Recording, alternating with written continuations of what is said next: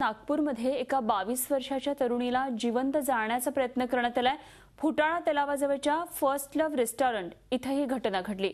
निकिता फुलवानी असे या मुलीचे नाव आहे आणि यामध्ये ती 80% भाजली आहे। तिला उपचारासाठी नागपूरमधल्या एका खासगी रुग्णालयामध्ये दाखल करण्यात आले। तिची प्रकृती चिंताजनक आहे। मित्रासोबत झालेल्या वादातून ही घटना घडल्याचा अंदाज वर्तवण्यात येतोय। या प्रकरणी पोलीस आता पुढच्या काही दिवसांमध्ये आपण बघतोय अशा गुन्हेगारीच्या घटना मोठ्या प्रमाणावर घडतात आणि या संदर्भात चर्चा करण्यासाठी सध्या आमचे प्रतिनिधी अमित देशपांडे आपल्या बरोबर नागपूरमधून थेट आहेत। अमित, आपण बघतोय की एकंदरीतच नागपूरमध्ये सातत्याने थोड्या गॅप नंतर घडत जाणाऱ्या अशा घटनांमुळे काय पोलिसांचा अजिबातच वचक नाही राहिलेला का, अशी एक परिस्थिती निर्माण झाली आहे? काय नेमकं याच्यावर विश्लेषण आहे? निश्चितपणे अनुपमा, ही घटना तर निश्चितच धक्कादायक आहे आणि दुसरं म्हणजे नागपूर पोलिसांचा खरंच नागपुरामध्ये वचक राहिलेला नाही आहे। कारण नागपूरमध्ये SP यादव जे इथले पोलीस आयुक्त आहेत त्यांना नागपुरात राहायचं नाही आहे। त्यामुळे एक जो सेनापती जो आहे नागपूर पोलिसांचा तो सध्या नसल्यामुळे ते रजेवर आहेत।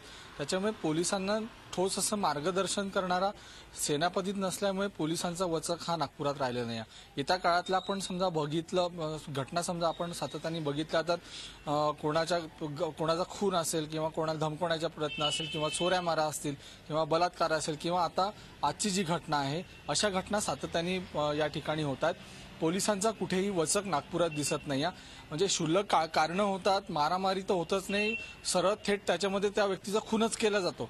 अशा पद्धतीने नागपुरामध्ये गुन्हेगारी जी आहे फोफावते आहे। दुसरं म्हणजे की नागपूरमध्ये आपण विचार केला तर मुख्यमंत्र्यांचं शहर म्हणून हे ओळखलं जातं। स्वतः मुख्यमंत्री गृहमंत्री आहेत। अशामध्ये किमान नागपूर पोलिसांनी जरी या सगळ्या घटनांवरती अंकुश लावण्याची साधारण अपेक्षा जी आहे नागपूरकरांची होती। मात्र आजची जी घटना आपण समजा बघितली तर या घटनेमुळे नागपूरकर जे आहेत हे निश्चितपणे दहशतीमध्ये आलेले आहे।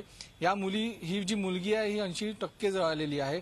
तिला दवाखान्यात ऍडमिट केलेलं आहे आणि तिचं जे बुलेटिन जे आहे हे मेडिकल बुलेटिन मिळालं आणि त्याच्यामध्ये असं सांगण्यात आलेलं आहे की तिचे जे इंटरनल ऑर्गन्स आहेत त्यांना मोठ्या प्रमाणात ती इंजुरी झालेली आहे। आणि या संदर्भात आता थोड्या वेळात नागपूर पोलीस या संदर्भामध्ये एक पत्रकार परिषद घेणार आहे आणि या पत्रकार परिषदेच्या माध्यमातून नेमकं हे प्रकरण काय होतं किंवा या प्रकरणाचा आणि एकंदरीतच या बाबतीत हाच प्रश्न उपस्थित करावा लागेल की इतक्या दिवसांमध्ये सातत्याने अशा प्रकारच्या घटना जर नागपूरमध्ये होत असतील तर सामान्य नागरिक दहशतीखाली आहे आणि यावर आता पोलीस काय उत्तर देतात हे आपल्याला बघायचंय। धन्यवाद दिलेल्या सगळ्या सविस्तर माहितीविषयी अमित देशपांडे आमचे प्रतिनिधी नागपूरमधून आपल्या बरोबर होते।